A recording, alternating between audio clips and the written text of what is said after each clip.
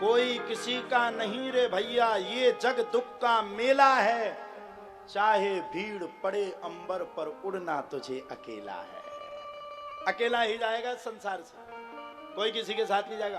Corona के time पे नहीं देखा, अगर पत्नी ने छींक मार दी तो पति 55 किलोमीटर दूर हो गया, भाड़ में जा। और पति ने अगर छींक मार दी तो पत्नी ने सीधा डॉक्टर को फोन ही कर दिया, उठा ले जाओ साहब, वैसे ही पसंद नहीं आते, घरवान ने जबरदस्ती ब्याह करो तो लबा जाओ। यहां आपका कौन है? मरने से पहले भी आपका भगवान है, मरने के बाद भी आपका भगवान है, जीवित रहने के बाद भी आपका भगवान है। दुख में भी भगवान आपका है, सुख में भी भगवान आपका है, अच्छे में भी भगवान आपका है, और बुरे में भी भगवान आपका ही है। भगवान के अलावा कोई आपका नहीं, कोई एक सिंगल आदमी भी आपका नहीं है, एक भी। और सुनो, इस बात को ध्यान रखना, कब किसकी मृत्यु कहां जाए कोई पता नहीं। आप लोग बताओ, अहमदाबाद में जो प्लेन क्रैश की घटना घटी वो बड़ी दुखद थी। छोटे छोटे बच्चे उस घटना में जा रहे थे, क्या उनको पता था कि आज हमारे जीवन का अंतिम समय है? आप लोग बताओ, क्या पता था? क्या उनको जानकारी थी? एक परिवार तो ऐसा जा रहा था, एक डॉक्टर था अपनी पत्नी को ले जा रहा था, 2 बच्चे एक बच्ची को साथ में ले जा रहा था, एक उसने सेल्फी खींची। अंतिम समय में उसको क्या पता कि आज हम मृत्यु के रथ पर बैठ करके ऊपर की ओर, आकाश की ओर यात्रा कर रहे हैं। दुर्भाग्यवश उस समय हम भी लंदन में थे। अच्छा, लंदन से हमें भी भारत आना था। जब घटना घट गई सो हमारे तो प्राण सूख गए, नहीं सीताराम। अच्छा, अभी लंदन से हम भारत भी नहीं आते, अभी 15-20 दिन और रहते, लेकिन कथा बीच में आती। उस फ्लाइट में इतना डर लगे, हम भी बैठ गए वही एयर इंडिया में। ऊपर ही ऊपर फ्लाइट चलती है, नीचे से 12,500 की लगभग ऊंचाई रहती है उसकी, आकाश दिखता। 13 घंटा फ्लाइट चली, और जब उसने कहा, वो एयर होस्टेज कौन बोलता है, कृपया सभी लोग अपना सीट बेल्ट बांध लें क्योंकि रास्ता खराब है, यहाँ पर अभी आशंका है। आशंका की जब उसने कहा, जब वो प्लेन ऐसे हिला, हमने तो तुरंत कह दी हो गई कथा। हम याद कर रहे थे हमने की ये सोने की दिनारा की कथा में हम ही ना पहुंच पाए। तो वहां आपका कौन साथ दे रहा था? कौन दे रहा था? हाँ, दुआ सब मांग सकते आपके लिए, दुआ तो हम भी मांग सकते, आप भी हमारे लिए दुआ मांग सकते, लेकिन साथ कौन देगा? सच्ची बात है कि नहीं?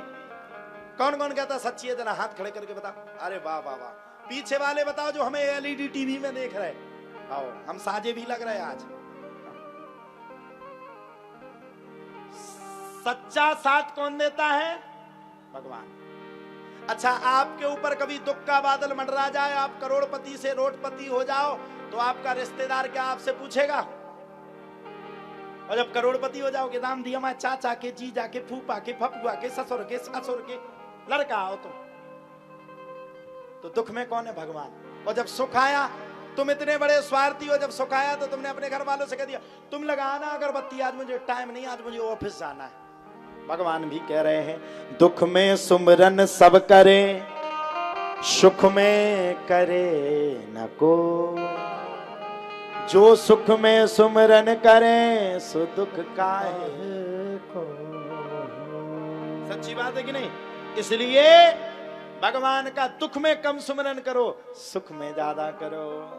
और जो भी हो रहा है वो भगवान ने नहीं किया, वो किसने किया? तुम्हारे कर्म ने। कर्म प्रधान विश्व कर राखा, जो जैसे करहि सो तस फल। कौन कर रहा है? भक्त अपना ही आप कर्म को बुरा। ऐसे ही एक सिपाही था, राजा के जमाने के पहले सिपाही हुआ करते थे। हुआ क्या? कथा तुम्हारी ऊपर है, बुराई न मानियो तो कहें तुम्हारी नहीं है तुम्हारी, कह दे। एक गड़बड़ हो जाए।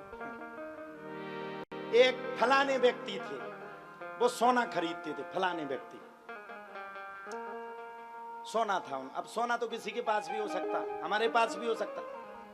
वैसे हमना तो नहीं है, ही है, अगर दे दो तो ठीक रहे, या सोने के लट मिला के दे दो। फलाने व्यक्ति थे, उनके पास बहुत सारा सोना था। अच्छा, पहले के जमाने में पता चल जाए किसी को कि इसके पास धन है तो क्या हो जाता था, चोरी डल जाती थी। अच्छा, अपने अपने कर्म का फल हर व्यक्ति भोगता है, भगवान किसी के कर्म का फल नहीं भोगवाते। आपके पास जब बुरा समय आता है भगवान को कोसना शुरू कर देते, आपकी वजह से हमारे बुरे समय आए।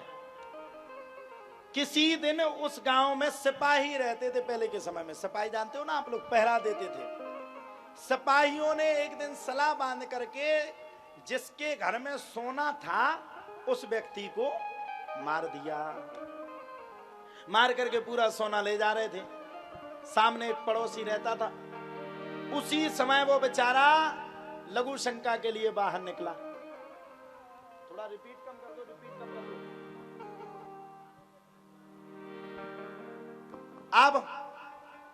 अब जब इतना हो गया तो बाहर निकला। जब वो बाहर निकला तो उसने देखा कि ये फलाना व्यक्ति सोना ले जा रहा है। वो राजा का सेवक था, सिपाही था, चुरा करके सोना ले जा रहा। तो उसने पकड़ा, ये तो मेरे पड़ोसी का सोना लेकर के जा रहा है, ये कहां ले जा रहा है? सिपाही ने कहा, एक काम कर, कुछ सोना तू भी ले ले, कुछ सोना हम भी ले लेंगे और किसी को पता नहीं चलेगा।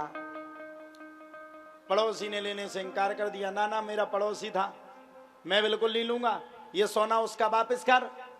सिपाही ने फिर समझाया, सुन मेरी बात, अगर तू मेरी बात नहीं मानेगा तो जिंदगी भर पछताएगा। बोले बिल्कुल पछताए, लेकिन ये सोना मैं नहीं छूंगा। अब सिपाही तो सिपाही, उसके पास पावर था, चिल्ला दिया उसने। 8-10 सिपाही आ गए, सब आकर के खड़े हो गए। बताओ महाराज क्या हुआ?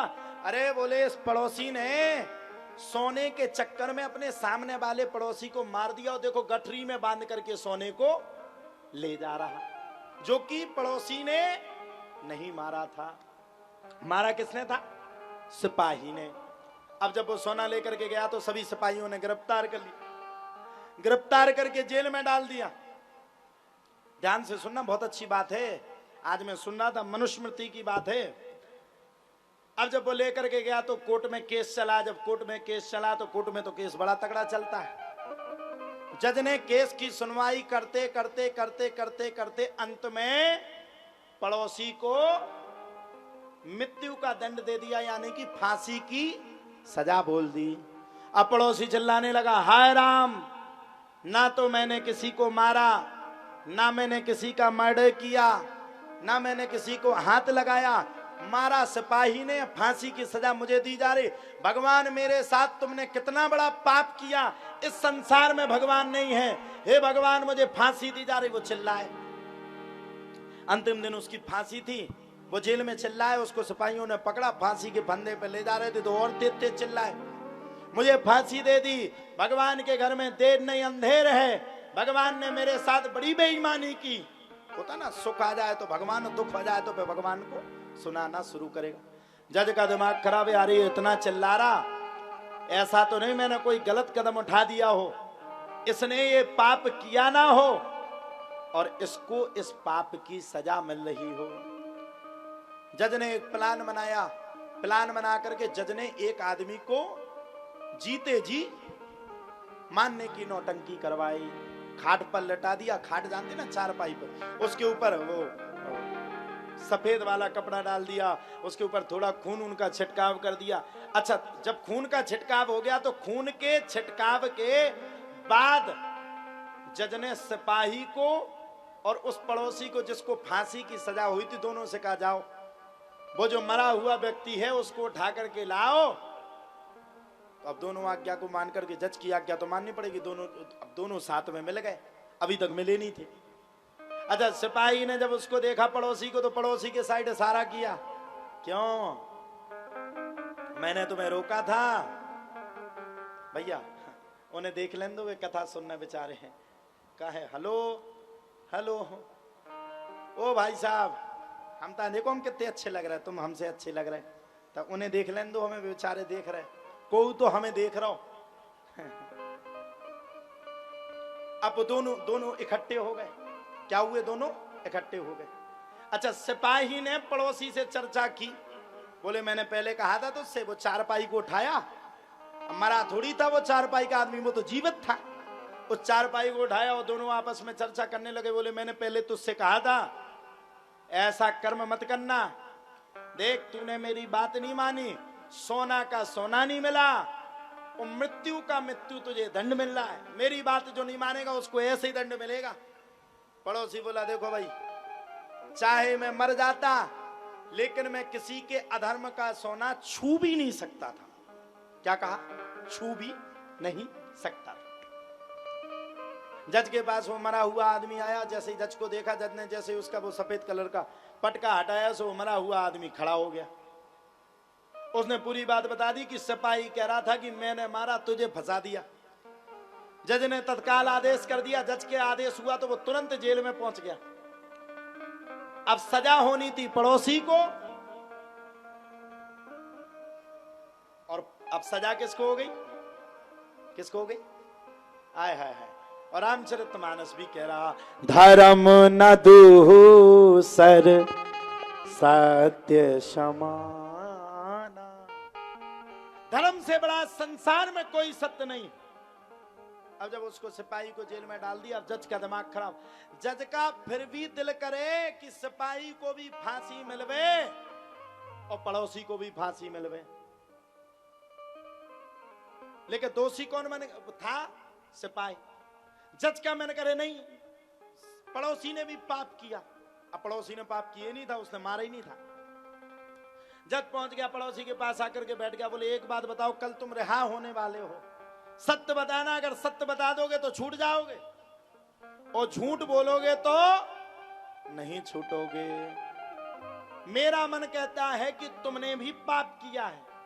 अच्छा, पाप ज्यादा दिन छुपता नहीं जी। और सुन लो, पड़ोसी ने तुरंत स्वीकार कर लिया। बोले बिल्कुल महाराज, लेकिन मैंने अपने पड़ोसी को नहीं मारा, मैंने अपने पड़ोसी को सोने के पीछे मारा ही नहीं।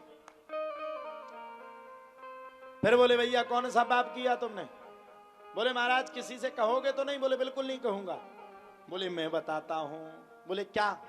बोले कुछ वर्ष पूर्व मेरी पत्नी का किसी दूसरे पति से संबंध था। मैं नौकरी करने के लिए बाहर जाता था, एक दिन वह आदमी मेरे सामने फंस गया।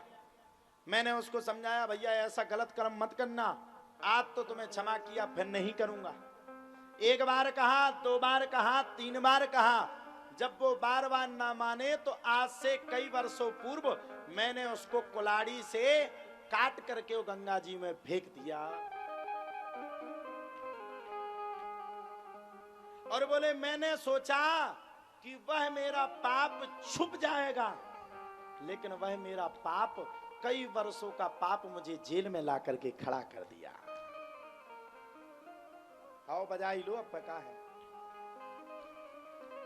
अंत में जज ने अपनी उसमें वो लिख करके तुरंत आदेश किया कि सिपाही को भी फांसी मिलवे और किसको मिलवे, और साथ में पड़ोसी को भी फांसी मिलवे। यानी कि कहने का सीधा सीधा मतलब, अगर आपने अपने जीवन में बुरे कर्म या बुरे पाप किए हैं तो उसकी सजा आपको यहीं पर भोग करके जाना पड़ेगा।